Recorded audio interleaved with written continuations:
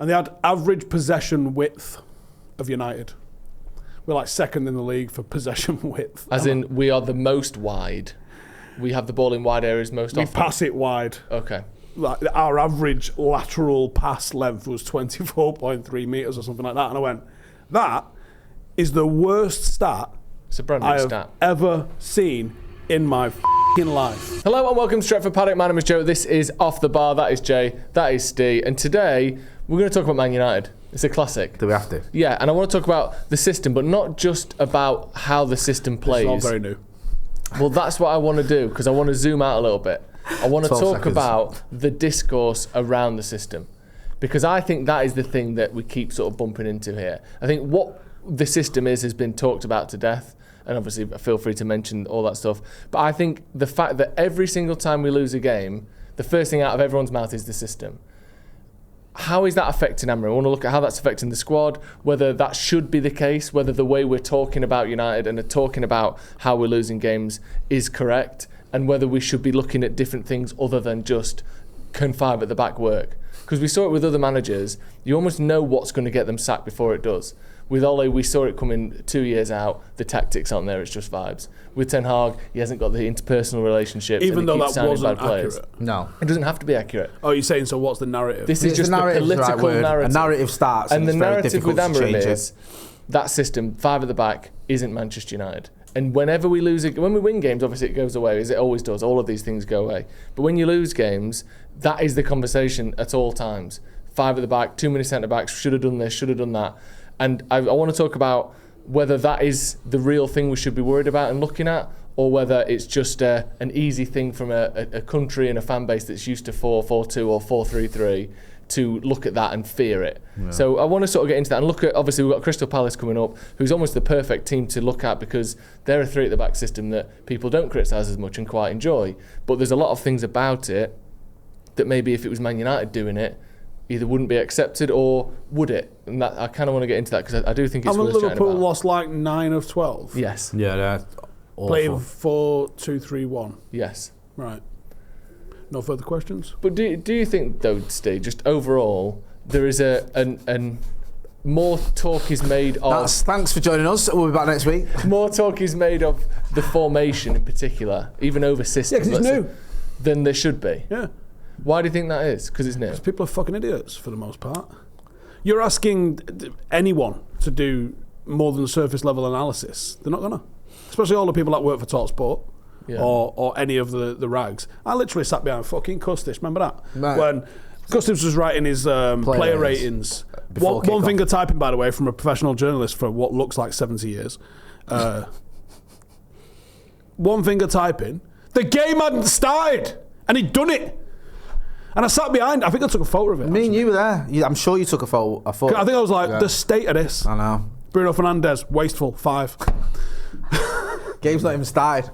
He's done it. And he's not. Joe, I always used to have a laugh at like reading the Sun's ratings because it was like, if you scored, you got a 7, and it doesn't matter if you was dog shit. Now I know how and why. Yeah. Because he writes them before the game and probably changes a 5 to a 7 if you scored. Yeah. Journalism.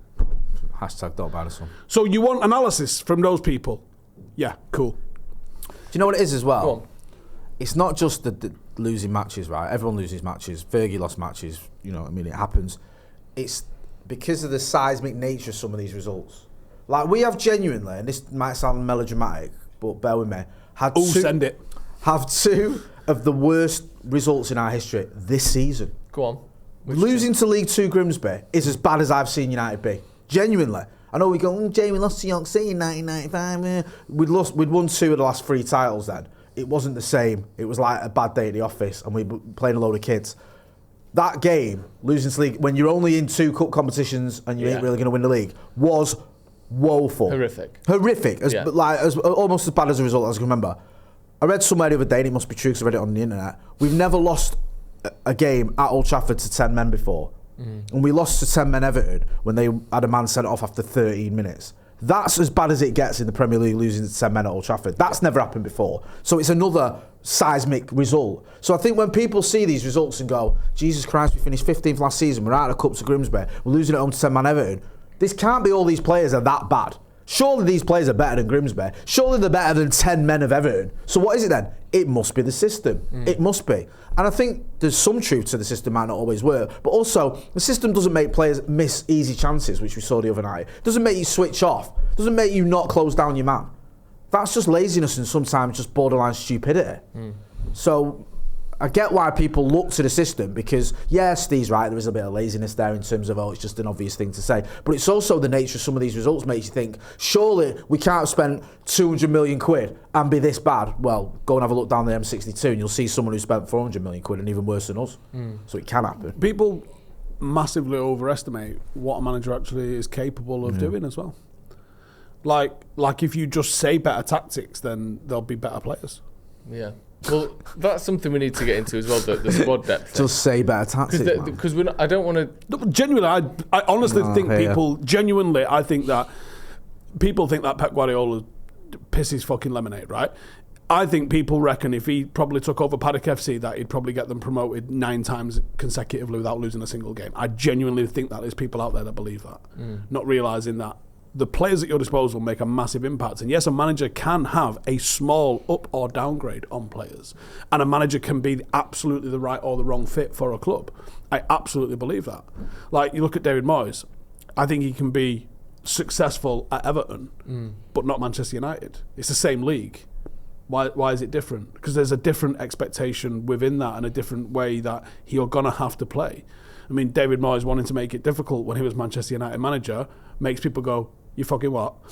Whereas if he says that at Everton, people go, well, yeah. Yeah.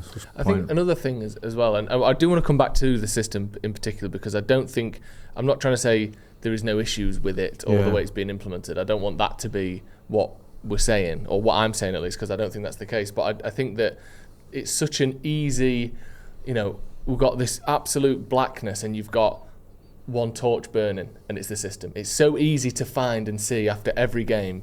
This looks different. So it's such an obvious thing to look at, and I think that makes people get drawn to it, which I understand. Well, people also think that you've signed a couple of players. Yeah. Therefore, you're now better as a team. But a team still lives and dies by its weakest players, not its strongest players. Yeah. And people, that's something that people just have a massive misunderstanding on. You lose more games on your mistakes than you win them on someone's brilliance. Yeah. And the other thing as well is, I don't think there's quite as big a difference between a loss and a win in terms of how much better you have to be. I think you don't get, I don't think there's a 200% improvement between Arsenal and even someone like, I don't know, Everton, let's say. Even though one's top of the league, one's 12th or whatever it is. Well, which sport has the most upsets in it? I mean, football's got to be up there. Yeah, and which sport doesn't have the most upsets in it? Well, tennis? Not a lot of upsets in tennis. Basketball. Traditionally one of them. And yeah. Why do you think that is? The number of people on the pitch? Nope. I don't know. It's scoring frequencies.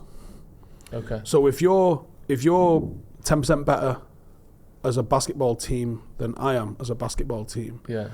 How many scores are there in a basketball game? 35, 40, 50? Yeah. Typically? Yeah. The more opportunities you get to score, I'm going to be 10% better than you across all of those. The chances of me having an upset against you is a lot lower than when the game only has one or no scores in it, like football. I mean, tennis does feed into that. Loads of scores in tennis. And I think, what was it like? There's like a 10-year period where only about 6 people won any majors in the men's game. I don't know enough about tennis to But comment. it kind of ticks a similar box to the NBA in terms of the lower frequency. scoring frequency in a game, yeah, the more upsets there are, which is why football is one of the true sports that you get 0-0s in. Yeah. It is just one of those where you get that.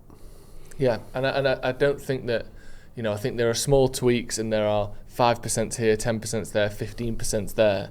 But I don't think the difference between United winning against Everton and United losing against Everton would have needed a 2 times as good performance. All you need is a little bit more luck, or one of the headers to go in, or whatever it may be. And also, let's be honest, their shot was from an area where most of the time you shoot from there, you don't score. But Pickford's had some world-class saves. And Pickford had some world-class saves. But there obviously are issues with the system. Do you think, Jay, that it will ultimately cost Amorim? And I don't necessarily mean this season, and obviously you win a few league titles and, all of it's forgotten. But do you worry that this obsession and people not being able to get past... Because even Gary Neville, who's someone that played at the highest level, at a higher level than anyone that's currently playing for Man United, and managed at the highest level as well. I know wasn't successful but managed a top 5 league team. You know, you managed Valencia, that's higher than, again, 99% of managers ever do. He seems quite obsessed with the system and the formation as well. Do you worry that it's going to almost drag Amorim down a little bit? Yeah, I think any manager gets sacked at United, it's not just one thing, it's a lot of things. Yeah. And this will be one of those things. Like with Ten Hag, it wasn't just that defeat at West Ham. That was one of them. That was his last game. Mm-hmm. Just like Watford was Ollie's last game, or Anfield was Jose's last game. But there's lots of things that lead up to that where you go, it's this, this and this has ended up costing you your job. I think the system and the narrative around it will end up costing him. I worry, if I was him, about Sir Jim Ratcliffe. I know he said this thing, didn't he, a few months ago about he needs 3 years. Yeah. Ratcliffe's 73 years old, right? We spoke to Kieran Maguire, I think it was 3 years ago, where he said, before Ratcliffe had even put a bid in for Manchester United, before Manchester United on the market, he said, watch Jim Ratcliffe. He said, that bid for Chelsea that he's put in ain't a real one. It's late and it's under the valuation. He ain't going to get it. It's a message to the Glazers that he's here and he's looking for a football club to buy. He wants his legacy to be the guy that's turning around Manchester United. I think that's what he wants to do. Now, if he wants to be that guy and he's 73, he's going to want to see something that's moving it forward. And at the minute, we're sat in 10th. Think if we're 10th? Sorry, we're 10th and we were 15th last season. So in that respect, we are moving forward. Like, but I just don't know how much patience he's going to have. And I don't care what people go about Barada and Wilcox and Vivell and whoever else you want to throw in that mix. You know deep down, it's Ratcliffe. Yeah. It's Ratcliffe that's going to go, Jason. Well, he can have a conversation with him, can't he? And you know, they might back and be like, he's still the right guy. There's nobody else available. We've bought players for him.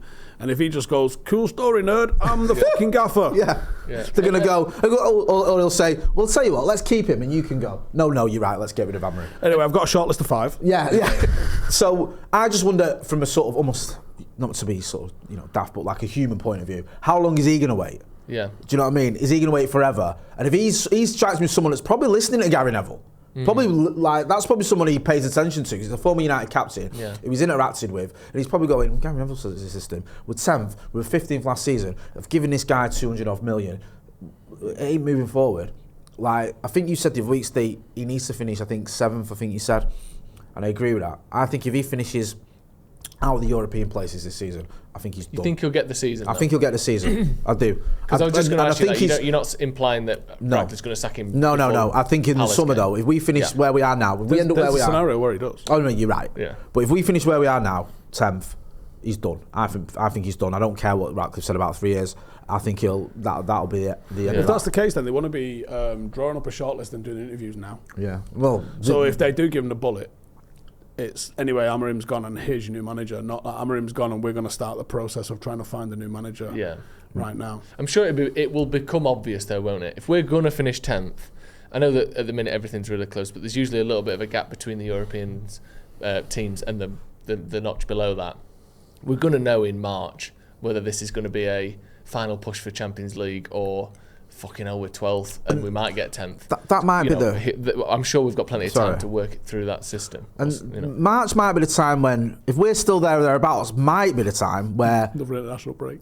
Oh, God, don't. Well, it probably will be that international break where they'll be like, right, how has this season been and what are we doing managerially for the summer? I wonder about when it gets to sort of the business end of the Champions League and the Europa League, whether that helps us.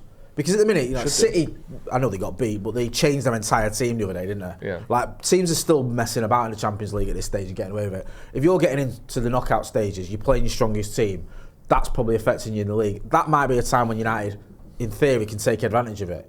So maybe things are better towards that sort of period. But if they're not, then I'm not saying I want to see Ruben Amorim get sacked, but I wouldn't be surprised if he does, because it's untenable if you just...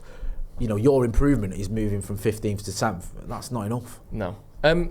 Just on the system then, because I don't want it, like I said, I don't want it to be the system's amazing, everything's perfect, what's everyone on about? Because obviously I'm open to the idea that there's things that need changing. I think there are things that need changing. Just on the system, and I want to use Palace as a bit of an example because they're a team that plays more closely, certainly formation-wise, to United than a lot of other teams, and that are, I won't say universally, but certainly the majority of people think a successful project is happening at Palace. FA Cup champions of the world. FA Cup champions of the world, Community Shield champions of the world. people like Crystal Palace. It's more than Arteta's got in the bag. I think. They're doing very well. He's got a couple of Charity Shields, hasn't he? They've probably had a parade. He's got an for FA Cup and a Charity Shield, I think. So it's about the same. Doesn't count. Well, David Moyes spent $1 billion, though. David Moyes did not win a trophy at Manchester United. That's all I'm going to say about the Charity Shield. It didn't. They play a 5 at the back. It's not the same system as the way United do it, but on paper, it sort of they very much resemble each other. One thing I want to talk about is the possession, because there's been this stat that's been around for a while now. Obviously, look at the number of games I'm about to mention, about how poor United are when we have more than 50% possession, and how much better we are when we have less my video from yesterday. than 50% possession. I didn't see a video, but I am glad that you've done one. United have got 1.73 points per match when we have... There is a comment from you. Fewer than 50% possession.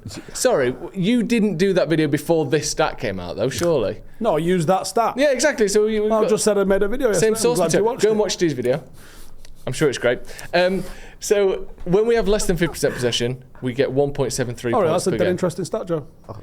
When we have more than 50% possession, we get 0.79 points per game, which is obviously hideous relegation form. First of all, why do we think that is? And I'm sure obviously you've looked into that, Steve. Why do you think that's the case? I was chatting to Ash Williams the other day about, he was on Sky and he posted a photograph of him when he was on telly. And they had average possession width of United. We're like second in the league for possession width. As in, we are the most wide. We have the ball in wide areas most often. We pass it wide. Okay. Like our average lateral pass length was 24.3 metres or something like that. And I went, that is the worst stat It's a brand new I have stat. ever seen in my fucking life. That is hands down, like, I know people bag on XG. XG is a very, very useful stat to tell you how a game went. If you had 20 shots but your XG wasn't even 1, you weren't having a lot of high quality shots.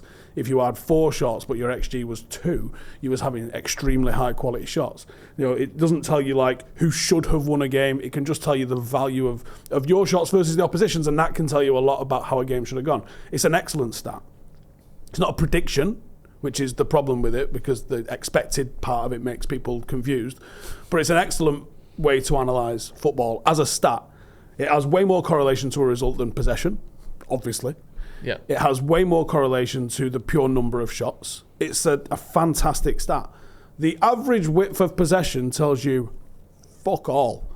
Because Manchester United, as proved by this possession stat, when we can go forward, or when we don't have possession, when you get possession, you're probably going to be going forward very quickly, quite vertical. When you've got, look at the game against Everton, right? How many of our passes do you reckon were sideways? I don't know, 75%. It feels like it, doesn't it? Felt like a lot. Yeah. Yeah, a hell of a lot of our passes were sideways. What the fuck is your possession width all about? Yeah. Anyway, what was the question? Why do you think we struggle when we've got more than 50% possession? I don't think we've got the personnel. Everton specifically, we had players that wanted to come to feet. Yeah. Mostly. We're not correctly set up to be a team that has got the technicians to be able to break down a low block. But it's not just about breaking down a low block as well. It's the way we concede chances when we're in that as well, when we get broke on. I think when we're without possession, it suits the personnel that we've got better, because we put the ball in front of them and we use their attributes like pace to run onto it, and we can take advantage of a team that has pushed up high and can get in behind.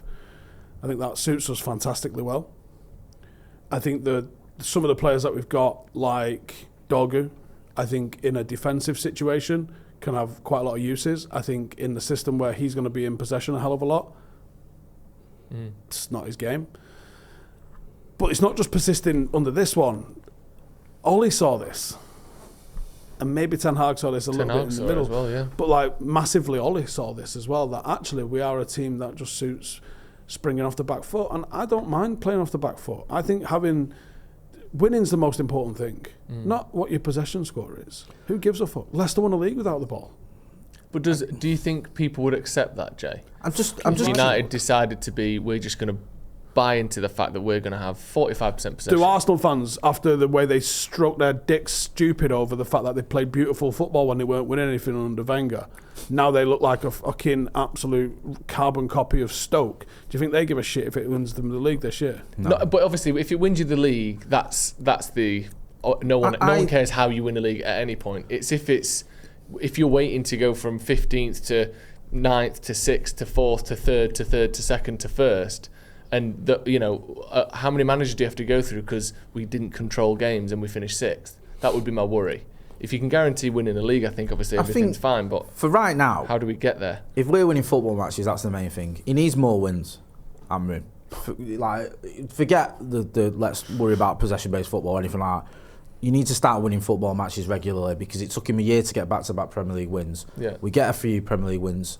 Does manager of the month, does really well, and then now it feels like we're unravelling a little bit. So just get some wins. Like, I go back to Ten Hag's first win at Old Trafford, where it was just basically after those first 2 games against Brighton and Brentford, he went, forget playing out from the back, just go long. We beat Liverpool.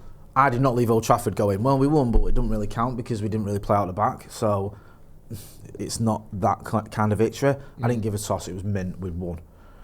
The only thing I'll say about this stat is it telling you the full story? You've looked at it properly, because, like, it's saying there, and forgive me, I'm just getting this all kinds of wrong. Like, basically, when we have less possession, we're winning more games. But sometimes, like, if you've taken the lead or whatever, you might be sitting back a little bit, and the opposition might have more of the ball because you 1-0 up. Doesn't give you a game state context. That's what I'm thinking about, because, like, you know, I need to get into the nitty gritty. Look at the Everton game. We must have had 90% of the ball after they scored. Yeah, but because they're holding on to a 1-0 lead, they've got 10 men. So you can look at that stat. Well, we had more of the ball, but we lost that game. We have also scored a lot of late goals, though. So I don't know. That is the thing. I need to see. Obviously, there's a lot of context to it, or lacking from there.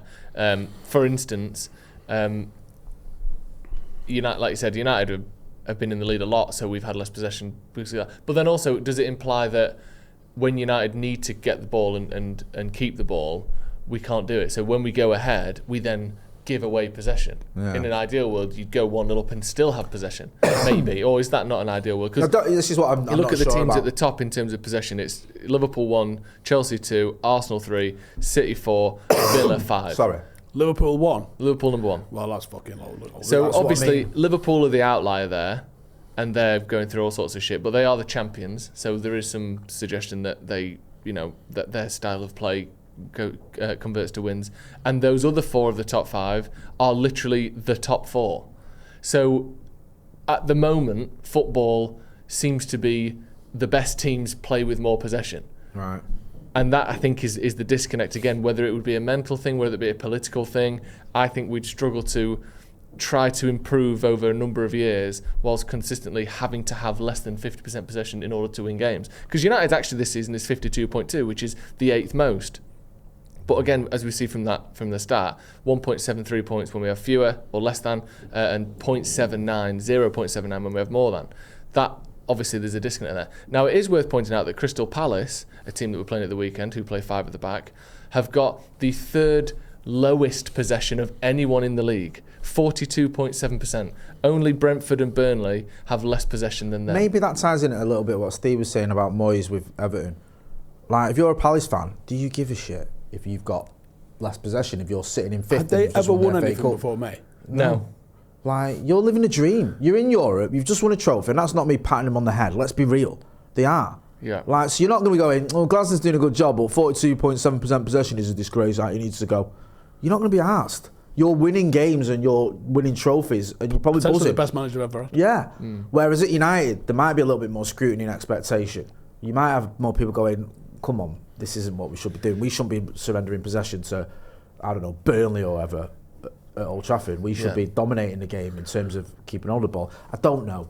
It just, it's apples and oranges, really, isn't it? Yeah. Comparing the interesting thing I and find is, how do you force an opposition to take the ball off you? In areas that you're comfortable with them having it. Yeah, because you don't want to pass it them inside the D. Yeah, well, because that's one of the things that Amorim mentioned, wasn't it? That last season, I think we gave the ball away in our half. I mean, to be fair, we do try that. One sometimes. of the most of any team. Yeah, so last season in particular, in a dangerous we did do that area. a lot. See what you do. So that's one of the reasons we're going longer and being more direct, is to avoid playing out from the back.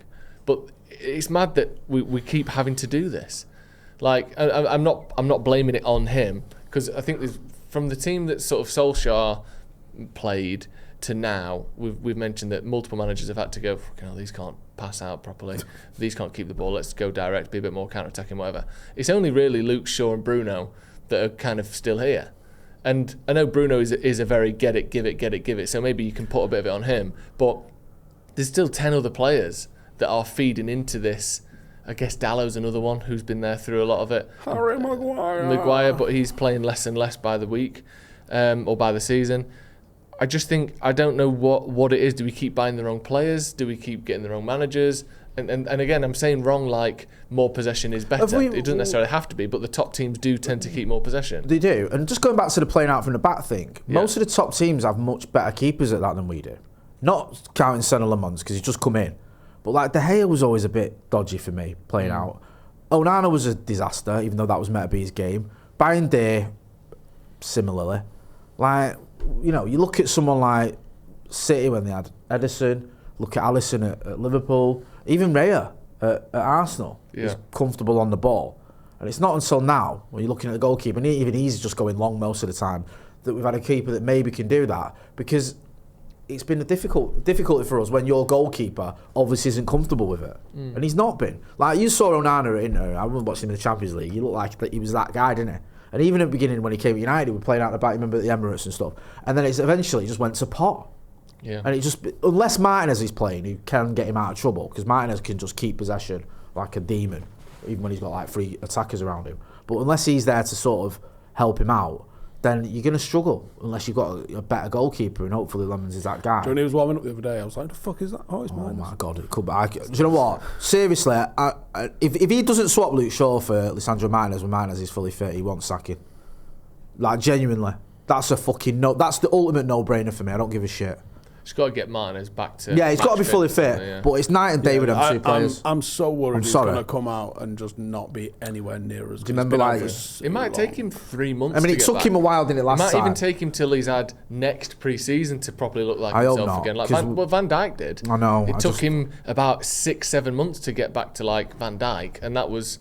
I don't know, 2 years ago now. Just got to hope that he can, because we need him, man. Yeah, seriously, and that's not just me hating on Luke Shaw, but it's just, for me, Martinez is just a much better player and a much better player in this system. Yeah, it just interests me all this. I just think, like, you look at how we play in, how each manager keeps coming in and saying this, and that kind of having to tweak things to play more direct, more counter-attacking stuff. And when teams are either dropping deep and allowing possession, or whether it's teams that force you out of possession, we struggle with, one so much more than the other. It's just very odd to me. Looking ahead to the Palace game, 2 similar formations coming up head to head. Palace, in terms of play style, not necessarily the highest of high pressers. They get up and defend in a bit of a mid block, really trying to pack out that midfield. They're a good team. Where are they in the league? Are they 5th, I think. 5th. But there's only 2 points in it, I think, between us and that. Yeah, they're in that cluster that we're in as well. We're towards the back of it.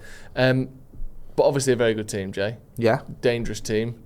United haven't won at Sellers Park since 2020. Jesus Christ, it gets worse, doesn't it? How do you... Honestly, every start's just deflating, and it's just embarrassing, deflating and infuriating all at the same time. 2 teams that like the opposition having the ball. Yeah. Is there a scenario where both teams just leave the ball in the middle and don't touch it? Oh, what a tactic. Imagine. Should we discuss that before the game? Proper no man's land. Amorim knock on Glasner's door and say, do you know what? A draw's not a bad result for either of us, is it, son? Was it Germany, Austria? Oh, mate, do you remember? They had to change the World Cup rules. Because if they drew, they went through, or if Germany won 1-0 or whatever it was, they went through. Both teams went through. So they scored an early goal, and then that was the end of that. And it was the worst game of football you've ever seen, until Grimsby. Yeah. They changed it now, don't they? So almost always those final round of fixtures, the Spurs Cup final, are played at the same time now, aren't they? Yeah. To avoid. Yeah, that's it. Because it's the day after the last game, wasn't it? Algeria or whatever. Who got the short end of that one. It's a disgrace. It is a disgrace. Whenever you watch Palace, they're quite exciting to watch. They've got some good players. I'm a big fan of Ismail Assar. I like the fact he always seems to score against Liverpool. That's enough for me to like someone. Chris Temple. Yeah, exactly. And obviously Mateta, we know what he can do. So they're living the dream, aren't they, in a minute, Palace? They've just got a system and a manager and players that work. We're getting dicked, aren't we? Yeah, it's the only thing, right? I'm holding on. You get your opinion on this. Does it matter that they've got a game in Europe tonight away? I know it's only Strasbourg, so it's not like they're going to the side of the world, but it's a football match. It matters. It's probably closer than coming to Manchester, I think. Strasbourg, Northern France. Joseph, you're the French expert. I think so. If it's Northern France, it's probably closer to Croydon. Yeah, that's it. It's probably just like a fucking 2-hour car journey. Eurostar, Bosch. Yeah, do you know what I mean? It's Bonjour, like getting caught in traffic. Fucking blah de blah. Yeah. It's very much your... Oh, the suspense is killing me. Yeah, come on. Eastern France. I don't even know. They had an East in the France. Eastern France, but in the grand schemes of North and South, it's probably 2/3 of the way up, yeah. We're talking Maginot Line? Oh, there you go. It's there, look. Very much Maginot Line. Yeah, exactly. Between the border between France and Germany. All right. Famously, fuck all's ever happened there. Yeah, I'm sure that city's not been through much over the last 150 years. It's the quiet little town. To be fair, they've still got some medieval-looking architecture, so... They didn't put up much of a fight. Fair point. Yeah, does it matter to them? To anyone? Nah, because I think it's still all fun and new. Sunday, early kick-off Sunday. Yeah, early kick-off Sunday might have more to do with it. Because you think, I don't know. Do you know what I do love, though? Go on. People moaning that we take the train to London. What mode of transport did you should prefer? we take? I don't know. Flights. It's funny that people... But then you get people getting slagged off for taking... Who was it the other week? Why is that? Hang on a minute. City got a flight to Newcastle. We should get flights. Is that the argument? I don't know what the argument is, but it's a non-existent third option. Is it hitchhiking? That is that the one we should be doing? Bicycle. Private, exclusive, and carbon neutral. Yeah. Like what? Teleportation. Exist. Like, where's Elon Musk when you need him? There's loads of things, right, you can moan about when it comes to Manchester United. Like, it's almost limited. But them getting the train to London doesn't seem to be one of them. The fact that we've done it for, I think, at least exist. 25 years that we've done this as well. Yeah, it's way better than driving. Yeah. It's literally like 2 hours to get from It's amazing. Stockport to London. It is amazing. I do like the train. Yeah. Anyway, Steve. What? Palos. I think we're getting clarted. Clyde. Why? Blaszki Blood. Go on. How come? Well, how come? Yeah. Have you seen us play? Yeah, but they've only got 2 points more it's than away, us. right? Yeah, Paul. 2, we're probably going to have the ball. 2 things right there that the bookies have just gone... Yeah, right? See you later. 3, we don't have a striker. You don't need one. Cunha might be back. That might be a help. Yeah.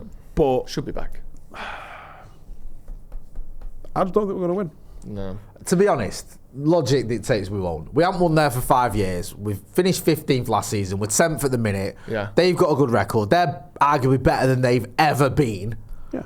And as you just pointed out, Strasbourg isn't that far away where it's like, oh, they've been at the other side of the world. They're all going to be knackered. No, but it's They're more not the going to extra fucking game. No, it's the game. I get that. travel. Because we've had an extra 3 days of rest, haven't we, or whatever it is. I think we're going to get 0.79 points out of this game. That's what I'll say. It's a draw with a bit of a loss going on. I think we're going to get 0.79 Undeserved points. draw. Yeah. We're going to have... Because also in a game like this where both teams play better when they are maybe counter-attacking or doing a bit of box defending and going from there, we are the team with the expectation of doing more than that. I think we go, right, we're Man United, so we'll get that extra ball and we'll be the ones that kind of push it. And like I said, you're just playing into Palace's hands there. 42% possession for them in a team that's winning more games than they're losing is quite rare. Like we said, you know, the top possession stats basically looks like the league table. Let's go fucking lose and back them to win the league.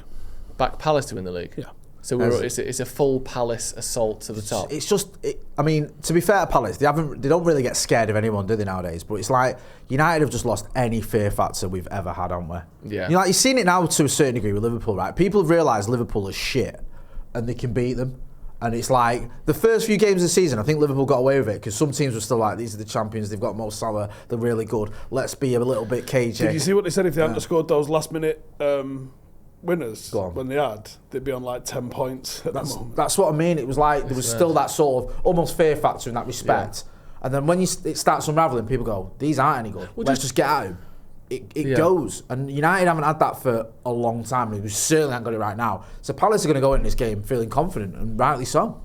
Just on that, because that is something I think worth sort of steering into this when we think about the margins in the Premier League in particular. Yeah. And obviously I know they're losing in the Champions League as well now, Liverpool. But it's fucking top. It's fantastic. And maybe we should dwell on that a bit more before Why not? Try and make it too much football. But for consecutive seasons now, we've seen something that we've not really ever seen before, which is the reigning champions have a spell that is almost historically bad for that club. Like Man City last season lost, I think, a similar sort of 9 out of 12 games or in that ballpark. Yeah, it was terrible. They were the reigning champions and almost, and I hate using this comparison, but almost Sir Alex-esque levels of dominance over the past 6 or 7 years. They'd won 4 titles in a row. It's fair. Exactly. And a good 100 and something charges extra.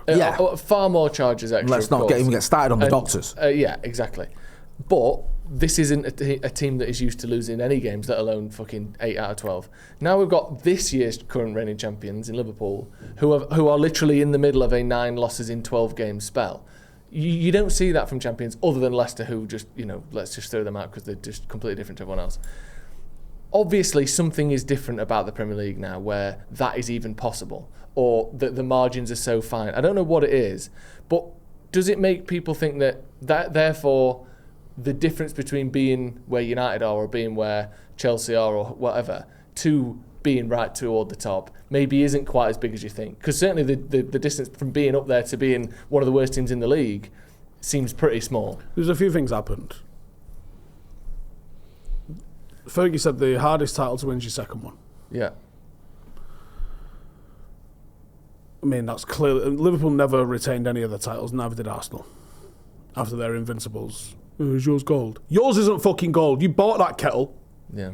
For starters. The one you got given on the pitch is the same as every other fuckers did, so shut up. Drew 12 games that season in the league. Yeah.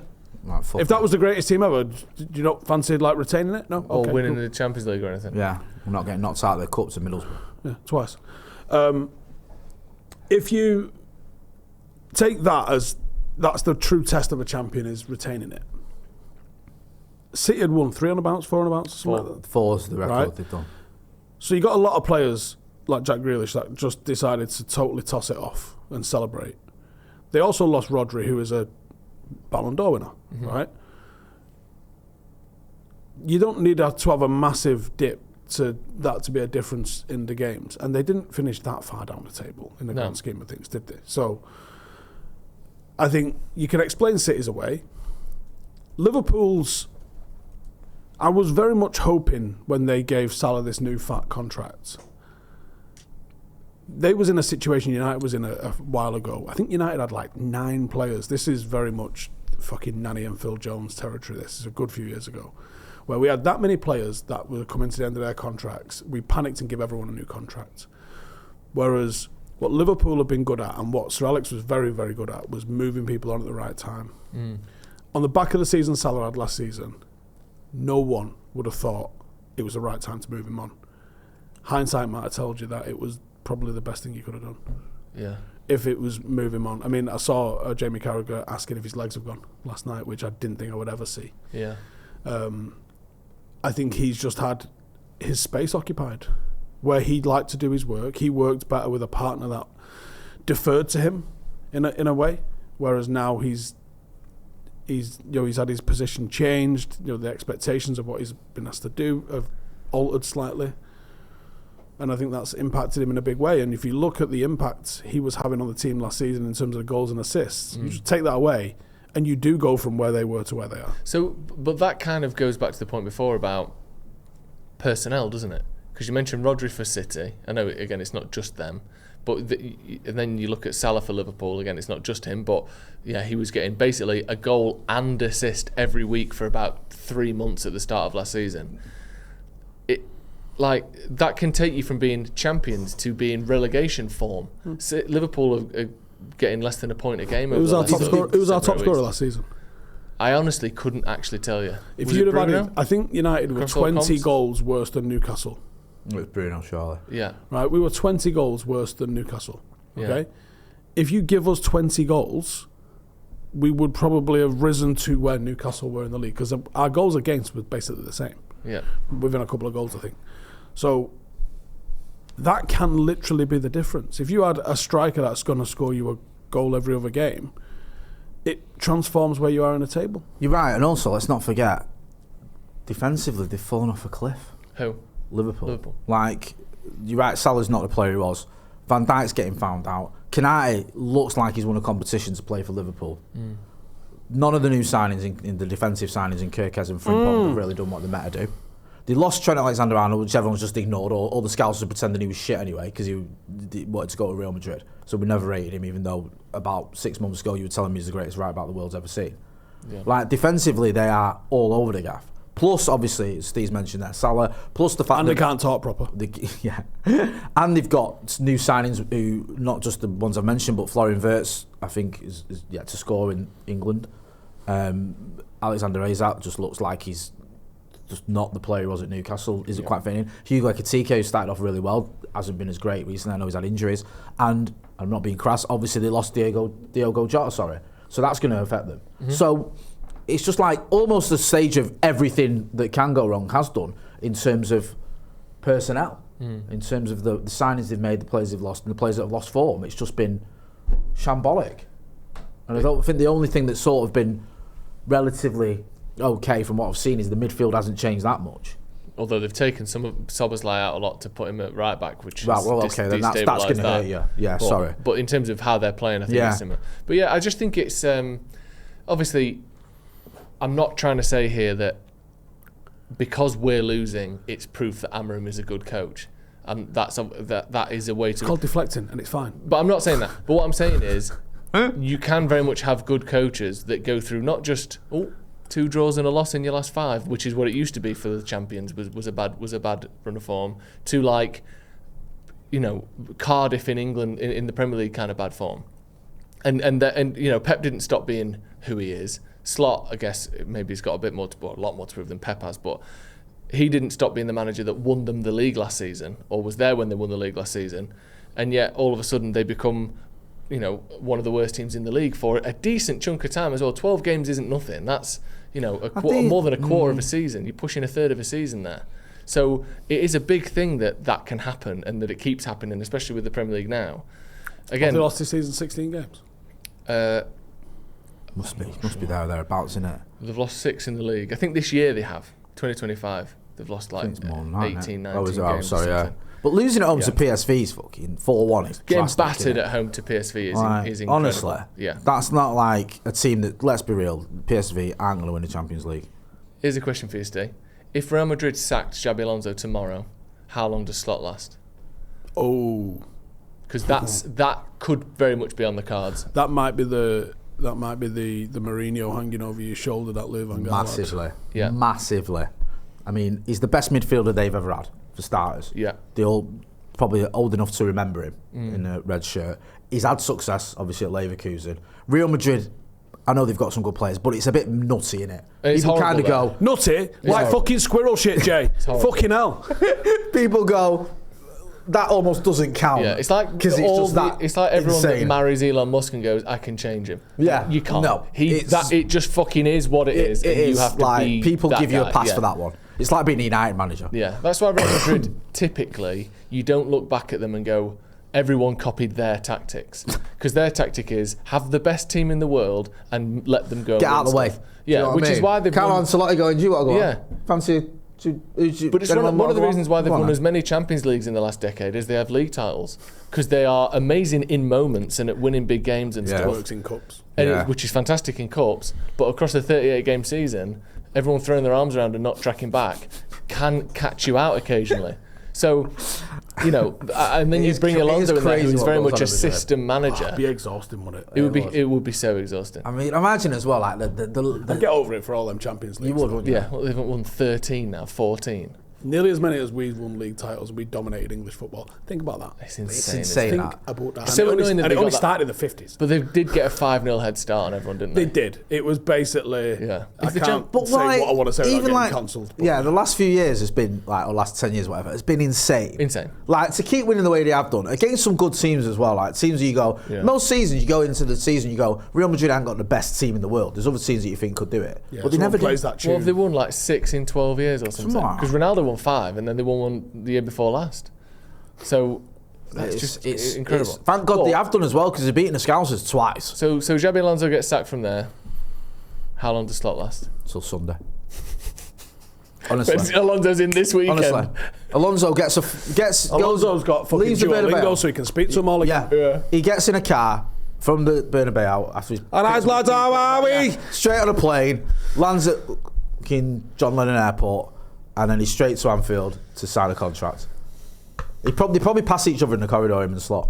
Yeah. They'd be like, what you do? Oh, they've both got their little sort of... I had it, and Slot's like, oh, that's funny, I've just been called into a meeting. That's interesting. Is that Xabi Alonso? Xabi Alonso just walking down the corridor. Yeah. Why has he just done that on my desk as I'm leaving? Hello, mate. Why is someone repainting my car parking space? What's going on here? Yeah, I think it'd be almost instant. Yeah, me too. Because they wanted him. He was their first choice already, wasn't he? But he decided he wanted to go to Madrid. So, yeah, mad, absolutely mental. One thing to look at. We mentioned it a little bit yesterday. Me and you went on about this. So I know you want to get Steve's take on it. I wanted your thoughts on this, Steve. This Ronaldo ban. I told you last week, lump on Portugal for winning the World Cup because I saw him all meeting with Infantino and that shit is corrupt as fuck. So, it's already been decided, Portugal are winning the World Cup. This ban bullshit proves it, if nothing else. Sell your house, your arse, your fucking life savings and lump on Portugal to win the World Cup and replay this clip all summer. For anyone who didn't see, he got sent off against Ireland and should therefore have missed the opening game or maybe two. Because there was a game against Armenia, I think, afterwards, which he was suspended for, and then it would have been the first 2 games of the World Cup he was also suspended for, because it's a 3-match ban, because it was a straight red. However, Stephen has pointed out, it has been announced that we're just he's not going to serve it until 12 months' time, which means after the World Cup, obviously. So is that the only time that's ever happened? It is the only time I've ever seen it happen. Right. And me and Jay were looking before. There are 3 players who are currently suspended for the opening group stage matches of the World Cup. Got sent off last weekend. That got sent off in World Cup qualifiers, and their bans will be served during the World Cup opening games. One of them is Moises Caicedo. I can't remember the 2 people's names, but Caicedo being one of them. There's a lad from Qatar in there, I think. So like we said, lump on, sell everything. But what take out your NFTs. In terms of, do you think they could do that though, Steve? Do you genuinely? Do you think they could? Do I think they could rig a World Cup? Well, do you remember the last World Cup? Yes. No further questions. No. What happened in that World Cup that was rigged? There was about 47 penalties. Didn't Messi kick the ball twice for his penalty as well? Was his handball against Holland on the halfway line? Wasn't that in that World Cup? I can't remember. I mean, to be fair, I think Argentina were good value for their World Cup win, by the way. But I get your point. It wouldn't surprise me if you start seeing a few dodgy VAR decisions. Yeah. And you go, hang on a minute. To be fair, it's one of the penalties is the perfect one to do, isn't it? Because even now they're subjective. You can't he was offside, but we blinked and missed it. Like you kind of get caught on automated. That. But it is the penalties. We're not going to give ones against you, and we are going to give ones. The thing is, as well, I don't think they're going to do. Portugal have got a puncher's chance of winning a World Cup. They're a good team. They are a good team, and they've got some good players. It's upside, dude. He catches it. It's on the halfway line. It's a yellow card. No, it's a yellow card. Doesn't count. It's Lionel Messi. Why would he have been sent off? I'm not sure. Yeah. I don't know, man. It just stinks, though. But just on the actual rule in itself, though, Steve, because obviously the ramifications for the World Cup are clearly they want Ronaldo at the World Cup. But just the fact that they will ignore and change the rules for Cristiano Ronaldo. He dished out 18 yellow cards in that game. That wasn't one of them. How can you give out 18 yellow cards in a game? What was he doing? How? That was clearly just whatever Messi wanted, wasn't it? Yeah. I mean, you've seen some of the things with Messi in MLS this year. It's mental. Yeah. It's absolutely mental. Why? What do you like the idea of changing rules just because it's Ronaldo? What? No. You're fucking mad. I can't believe it. I think it's Really? utterly horrendous. It's corrupt as fuck. It's just like, I know that everything has to be Corruption what about is this, bad. and then you look 3 Unless stages I am ahead. involved. Yeah, you look 3 stages ahead at how it could get worse and rules don't matter and all that. But even if it just stays as this, that for some games, it does, because what they decide to look at, I don't think they've really got many decisions wrong, but then there's some things that they just don't look at, and you're like, why did you not look at that? Yeah, It's going to be funny as fuck seeing Donald Trump and Cristiano Ronaldo lifting the World Cup together. oh, maybe cut that. You fucking shitbag. No, yeah, obviously you see them all in the White House all the time. There's a real sort of love-in with Ronaldo, Infantino, and Trump, isn't there? It is. If they could pick who wins it, it would be Ronaldo. Of course and it to be would. fair, if the history of football and the footballing kind of storytellers at all could pick it, Ronaldo would be the winner. For him and Messi to both end with the World Cup would be the perfect end of that. I wonder if he had a rivalry, wouldn't it? wardrobe meeting with Infantino at 3 a.m. Probably. How are we getting this done? It would be amazing though, wouldn't it?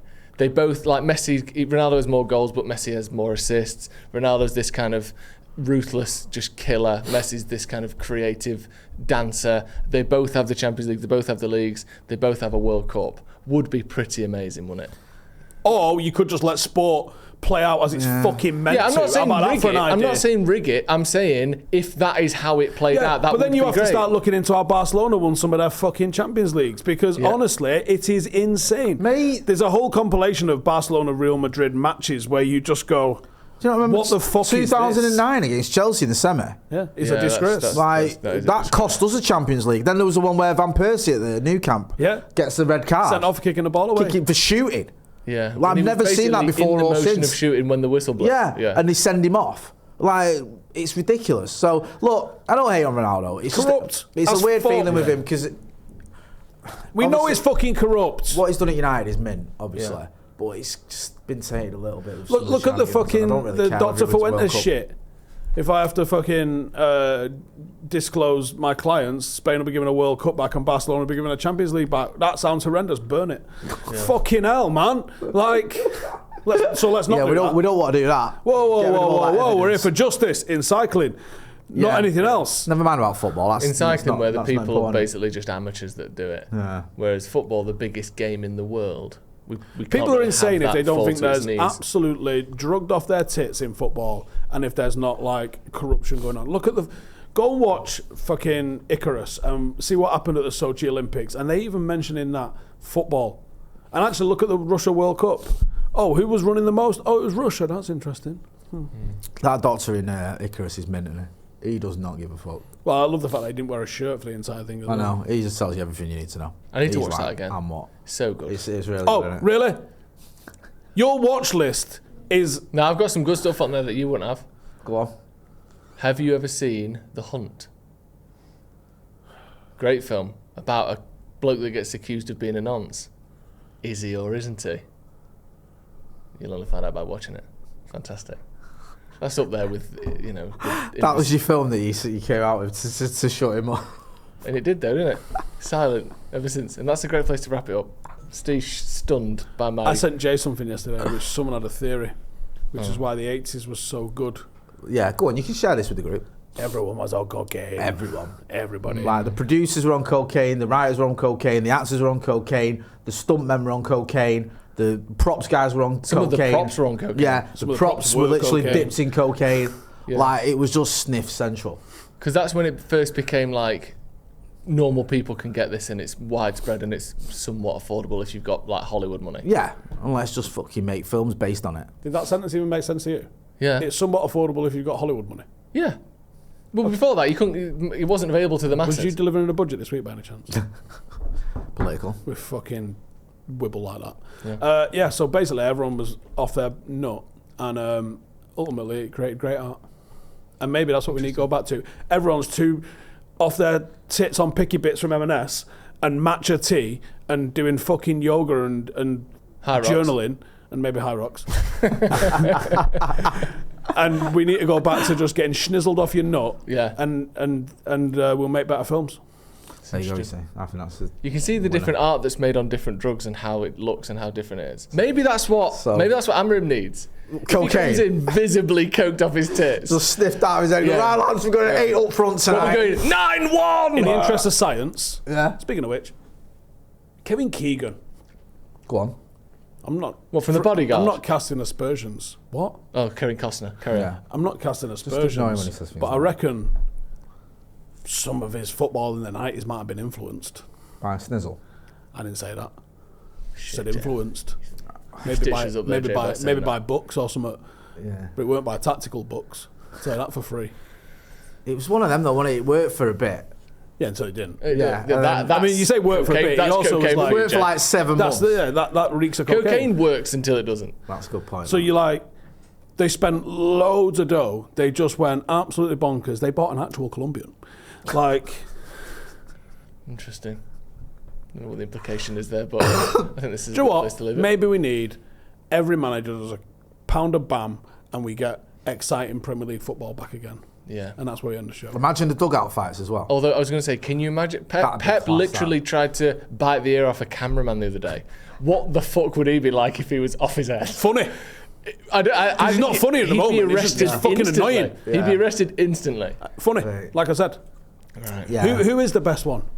What? To get on the snare? Yeah. Which manager do you want to see just off their fucking... I think it might be David Moyes. I think Sean Dyche. Can you imagine how intense... Oh, Sean Dyche sniffed out of his head. He's battering someone. But he's not getting any more than a bag of salt and vinegar and fucking half a bitter.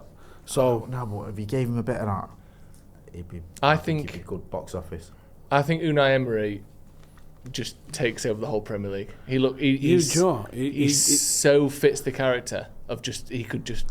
He would start because he dresses relatively conservative at the moment. I think he comes in with like a Moschino thing going on, and like still a suit, but to start with, it's just a big chain. Cuban collar. I don't know. The chain has gone off the nut. But I think he comes out wearing like a pair of Speedos, just fucking absolutely having it. What, with like a lazy lob on in it? Yeah. That's all you can get, to be fair, at that stage. Right, we're going to call it a day there. Thank you very much for joining us. This has been Off the Bar. We'll see you in a bit. Off his nut.